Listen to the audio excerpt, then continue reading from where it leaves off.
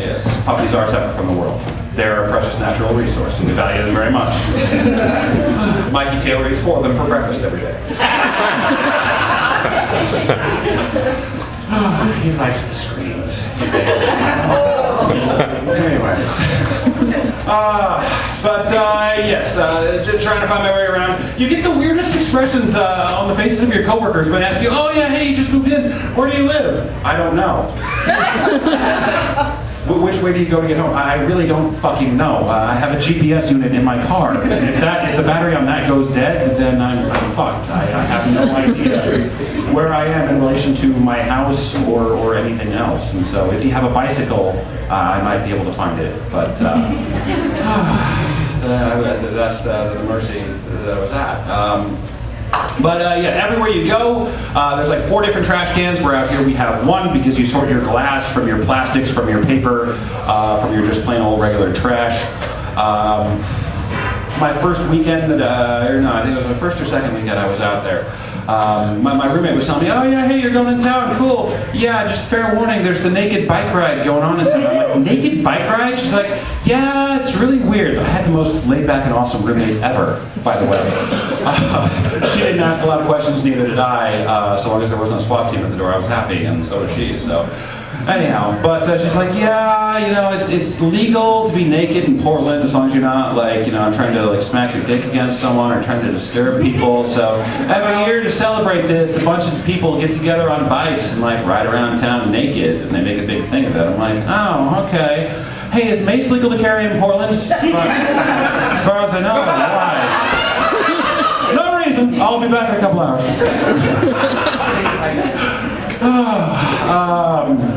Yeah, all kinds of fun adventures down there. So, I got through my first couple of weeks and I was feeling pretty good. And, one of my good friends had, gotten all moved in and settled with this new house in Vancouver.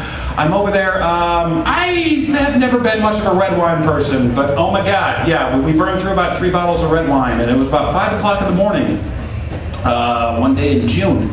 We'd been drinking all night, and it was just like that nice, slow-burning, happy kind of drunk. And so we're all floating around, and about 10 minutes after, I invented the sport of making grass angels. I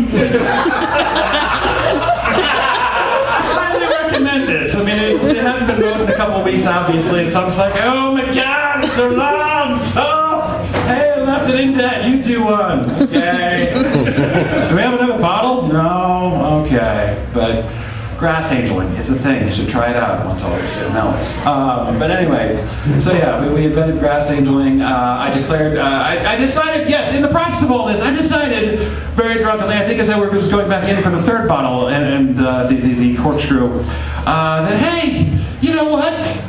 I'm an American folk hero. Like, what the fuck are you talking about? I'm like, hey, I quit my job that I've been at for 7 years, crammed everything that I own into a 2-door Hyundai Accent that's over 11 years old and is missing a body panel or 2. Drove from Omaha, Nebraska to Portland, fucking Oregon, where I didn't fucking know anybody at the time that I pulled out of Omaha, Nebraska. In the middle of an economic recession. And I'm doing just fine. Episode of Portlandia. And she was like, you know what? I'll vote for that. That's legit. I'm like, all right. I'm going to grab some ice cream while we're inside. Yeah, pistachio. I didn't know pistachio ice cream was a thing either. So, things that I learned in Portland. She about shit herself when I told her I'd never eaten an actual peach in my lifetime. And so, another long story. But no, I was not being facetious. I had never eaten an actual peach. I just, she heard this. She was like a hippie child of the forest, was raised on blackberries and all kinds of fruits and stuff like that. She's like, have you ever had a kiwi? No. Have you ever had a blackberry? I think I've had blackberry yogurt. Oh my God, what the hell? Hey, whoa, you asked. And so it was just constantly from the kitchen, just craziness, but that was a learning experience as well. So the hippies of Portland did do me a couple of favors, aside from having really good weed. But anyhow, can we edit that out? Just redact it from, It's going out. Allegedly good weed. Allegedly good weed. Thank you very much. I am unemployed right now, so. But yeah, for the first couple of weeks, we invented grass angeling. We decided and agreed that I'm a great American folk hero. And obviously, I mean, the sun's coming up and we're both very, very drunk, and so, you know, I'm just telling her, the voice of reason comes through. She's like, okay, we should probably, call it here. The sun's coming up and, you know, regular people are out in the world again. I'm like, yeah, that's probably a good call. Hey, you look a little shaky to drive. You need to crash here? I think I've got an air mattress around here. And so I turned to her, confident in my newfound knowledge of the Pacific Northwest and how things work on the West Coast. And I say, you know what? If it's all the same to you, the air mattress sounds like too much work. I'm just going to pass out on your couch tonight.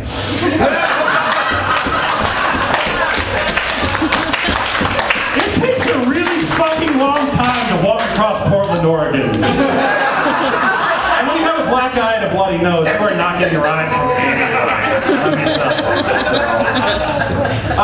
But to touch on what Will was talking about with science and how amazing that is, my parents came in town for a couple of weeks. A couple of days actually. Sorry about that.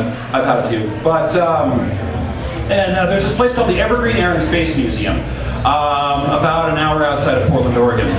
And this place is where the actual real spruce goose is fucking housed. Any of you that have seen the Aviator or know, what this thing is. It's basically a plane made completely out of wood. It's the largest aircraft ever manufactured. Howard Hughes built it in World War II. It was supposed to, haul tanks and troops and things of that nature so we wouldn't have to use all the steel we had. It flew once for about 100 feet. Flew, but fuck you, okay? You go build a plane the size of a fucking football field out of wood!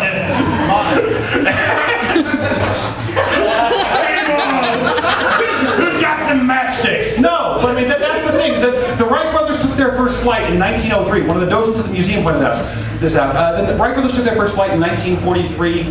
The Spruce Goose had completed assembly and took its flight in 1947. That's like about 50 years time span from the first time that we said, hey, yeah, we can build and use heavier than air flying machines to, holy fuck, that thing works! And then about another 20, 30 years after that, we were in space and going to the moon and things like that. And so, talking about Mars, people are saying, oh no, hey, that's too far, that's too expensive, we can't do that. God damn it, when Kennedy showed up and said, hey, fuckers, we're going to the moon, fuck these Russian bastards. We had no idea how we were even going to break orbit, let alone bring someone back from the goddamn moon. So do not fucking tell me that science and technology and industry and American human imagination and ingenuity cannot send somebody to Mars or beyond. God knows what the fuck else is out there.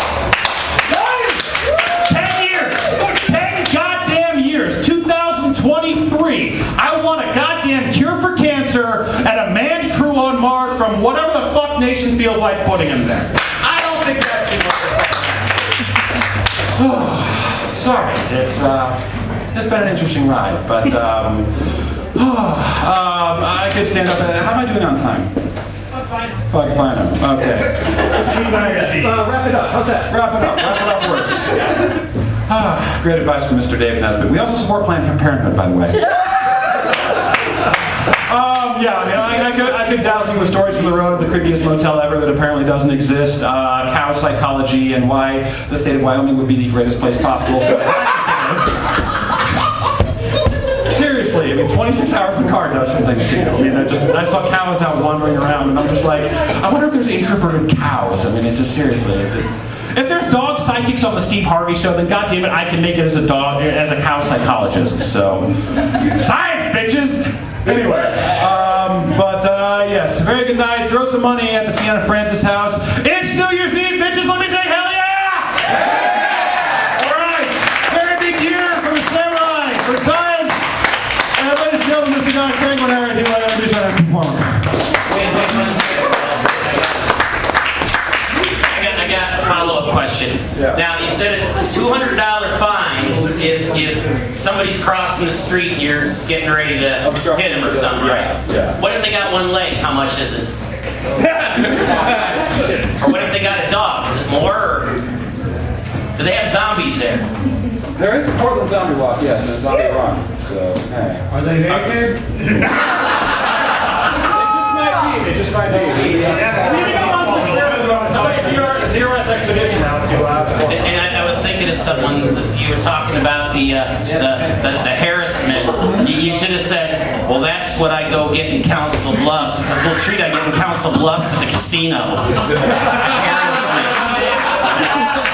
You guys got a Harris here? I want a mint. All right. Will Ross, thank you. Wonderful. All right, moving along. Our next speaker.